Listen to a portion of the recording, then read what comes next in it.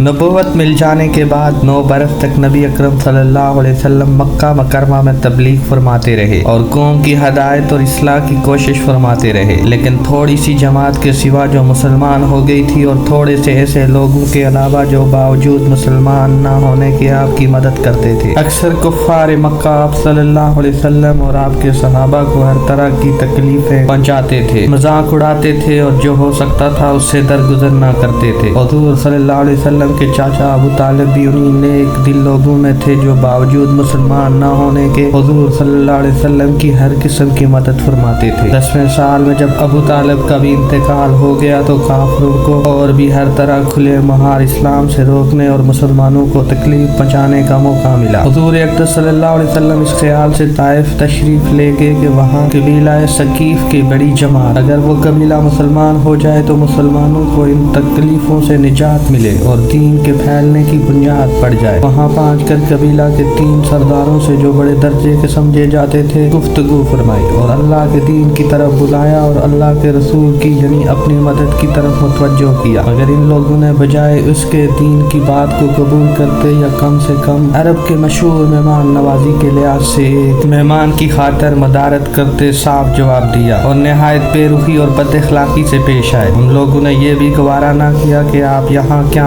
फरमा लें। जिन लोगों को सरदार समझकर बात की थी वो शरीफ होंगे और महज़ब गुफ्तगू करेंगे। उनमें से एक शख्स बोला, ओहो, आपको ही अल्लाह ने नबी बनाकर भेजा है। दूसरा बोला कि अल्लाह को तुम्हारे सिवा कोई और मिलता ही नहीं था जिसको रसूल बनाकर भेजते। तीसरे ने कहा, मैं तुझसे बात करना नहीं चाहता इसलिए कि अगर तू वाकई नबी है जैसा कि दावा है तो तेरी बात से इनकार कर देना मुसीबत से खाली नहीं, और अगर झूठ है तो मैं ऐसे शख्स से बात करना नहीं चाहता। के बाद इन लोगों से नाउमीद होकर हुजूर अकरम सल्लल्लाहु अलैहि वसल्लम ने और लोगों से बात करने का इरादा फरमाया कि आप तो हिम्मत और इस्तिक़लाल के पहाड़ थे, मगर किसी ने भी कबूल ना किया, बल्कि बजाय कबूल करने के हुजूर सल्लल्लाहु अलैहि वसल्लम से कहा कि हमारे शहर से फौरन निकल जाओ और जहाँ तुम्हारी चाहत की जगह है वहाँ चले जाओ। हुजूर अकरम सल्लल्लाहु अलैहि वसल्लम जब उनसे बिल्कुल मायूस होकर वापस होने लगे तो इन लोगों ने शहर के लड़कों को पीछे लगा दिया कि आप सल्लल्लाहु अलैहि वसल्लम का मजाक उड़ाएं, तालियां पीटे, पत्थर मारे, हत्ता कि आप सल्लल्लाहु अलैहि वसल्लम के दोनों जूते खून के जारी होने से रंगीन हो गए। हुजूर अक़दस सल्लल्लाहु अलैहि वसल्लम इस हालत में वापसी हुए। जब रास्ते में एक जगह इन शरीरों से इत्मीनान हुआ तो हुजूर सल्लल्लाहु अलैहि वसल्लम ने यह दुआ मांगी, ऐ अल्लाह तुझी से शिकायत करता हूँ, मैं अपनी कमजोरी और बेकसी की और लोगों में जिल्लत और रुसवाई की। ऐ अरहमर राहिमीन, तू ही सफा का रब है और तू ही मेरा परवरदिगार है। तू मुझे किसी के हवाले करता है, किसी अजनबी बेगाने के जो मुझे देख कर तुरंत शुरू होता है और मुंह चढ़ाता है, या कि किसी दुश्मन के जिसको तूने मुझ पर काबू दे दिया। ऐ अल्लाह, अगर तू मुझसे नाराज नहीं है तो मुझे किसी की भी परवाह नहीं है, तेरी हिफाजत मुझे काफी है। मैं तेरे चेहरे के इस नूर के तफैल जिससे तमाम अंधेरियां रोशन हो गई और जिससे दुनिया और आखिरत के सारे काम दुरुस्त हो जाते हैं, इस बात से पनाह मांगता हूँ कि मुझ पर तेरा गुस्सा हो या तू मुझसे नाराज हो। तेरी नाराजगी का इस वक्त तक दूर करना जरूरी है जब तक तू राजी ना हो। ना तेरे सिवा कोई ताकत है न कुव्वत। मालिकल मुल्क की शान कहारी को इस पर जोश आना ही था कि हजरत जिब्राहील अलैहिस्सलाम ने आकर सलाम किया और अर्ज किया कि अल्लाह ताला ने आपकी कौम की वो गुफ्तगू जो आपसे हुई सुनी और उनके जवाबात सुने और एक फरिश्ते को जिसके मुतल्लिक पहाड़ों की खिदमत है आपके पास भेजा है कि आप जो चाहें इसको हुक्म दे। इसके बाद इस फरिश्ते ने सलाम किया और अर्ज किया कि जो इरशाद हो मैं इसकी तामील करूं, अगर इरशाद हो तो दोनों जानब के पहाड़ों को मिला दूं जिससे ये सब दरमियान में कुचल जाए, या और जो सजा आप तजवीज़ फरमाए। हुजूर सल्लल्लाहु अलैहि वसल्लम की रहीम और करीम ज़ात ने जवाब दिया कि मैं अल्लाह से उसकी उम्मीद रखता हूँ कि अगर ये मुसलमान नहीं हुए तो उनकी औलाद में से ऐसे लोग पैदा हों जो सिर्फ अल्लाह को ही माने और उसकी इबादत करें। के हैं अखलाक उस करीम ज़ात के जिसके हम लोग नाम लेवा हैं कि हम जरा सी तकलीफ से किसी की मामूली सी गाली दे देने से ऐसे भड़क जाते हैं कि फिर उम्र भर उसका बदला नहीं उतरता। जुल्म पर जुल्म इस पर करते रहते हैं और दावा करते हैं अपने मोहम्मदी होने का, नबी के पैरों बनने का। नबी करीम सल्लल्लाहु अलैहि वसल्लम इतनी सख्त तकलीफ और मशक्कत उठाने के बावजूद न बद्दुआ फरमाते थे और न कोई बदला लेते थे।